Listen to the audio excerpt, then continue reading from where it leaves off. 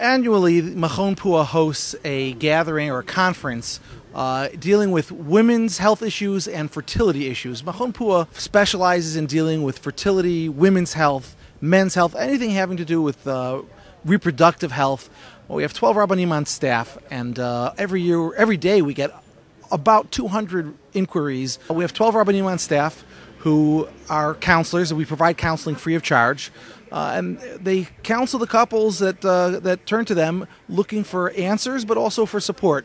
And we're responsible for about 1,500 babies that are born every year through the efforts of Machon Puah. Even though I am a mother of a nice number of children, I never took it for granted that giving birth came easily and conceiving was easy.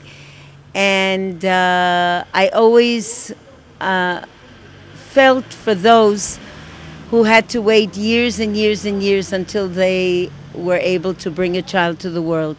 And that's why I decided that I'll just dedicate my life to helping those who find it so difficult. Now we're seeing here many rabbis and religious authorities that are respecting the medicine and the field of doctors. How is it the other way around? Do doctors talk to the rabbis? Do doctors talk to your organization? Is there a good connection? Interestingly, you would think that the doctors would be a little bit sensitive because we're the experts, but we've found that the doctors are actually very, very professional in understanding that the Jewish couple, especially the Orthodox couple, but any Jewish couple, we deal with religious Haredi, if you want to say, ultra-Orthodox, and non-religious couples as well. The Jewish couple has specific needs, and the doctors understand that. And they also understand that part of the science of fertility is that the couple have to be relaxed and comfortable with what they're doing. And if they're stressed, if they're not comfortable with what's happening, they will most likely not have the best result. So many of these couples hold in their hearts all their problems, and they're very, very secret about it and just hold it into themselves. The moment that they're able to go to an objective person, not someone from their family, but someone that they can speak to freely and let out all that's been aching them for all these months and years, that already eases them, their mind, and makes them more relaxed. And sometimes we have a wonderful mazal tov coming afterwards as a result. One of the main projects of the Machon is what we call Puah. We supervise, and I don't want to say supervise like kosher food, but hashgacha, but we supervise the fertility process. You have egg and sperm and genetic materials that are being taken outside of someone's body, and they're being mixed in a test tube. And we've seen in America, this past fall, there was a case where people got the wrong embryos. The wrong embryo was implanted in someone, and they have the baby that was not genetically theirs, that was grown from their body. And what do you do in issues like that? So, for instance, we have this hashgacha department, or pikuach, where we have women who go into the labs, and their sole responsibility is to be an independent set of eyes, watching over the entire process, sealing and locking with tamper-proof seals if something has to stay overnight. But that way we know that, and we can say with certainty that when we come back and try and reintroduce through, let's say, in vitro fertilization, reintroduce an embryo or whatever it is that's being done, we can say with certainty, no, we know that these are the parents, and that this child is a child from these parents.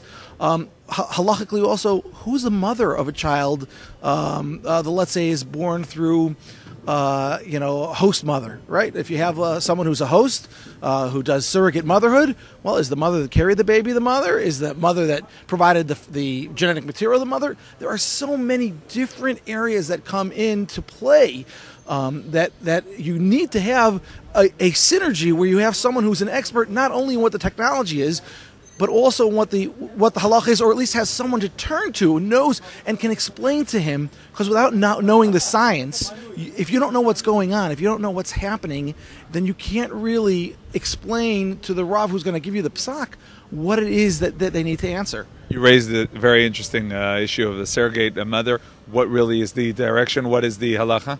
So there is no direction that we give as a blanket general rule.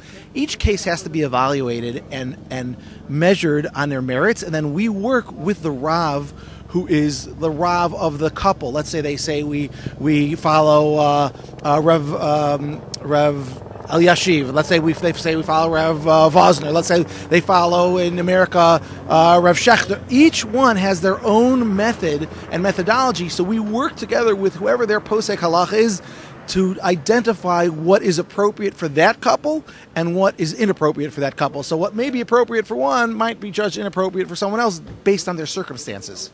Would you say the technological developments and all the recent scientific inventions and all the things we're seeing now have brought more limitations, more problems, more issues, or actually the opposite?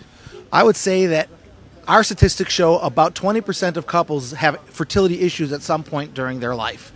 Of that, we can be successful close to 90% of the time, which is pretty good. When 20, 30 years ago, you could be successful very, very little percent of the time.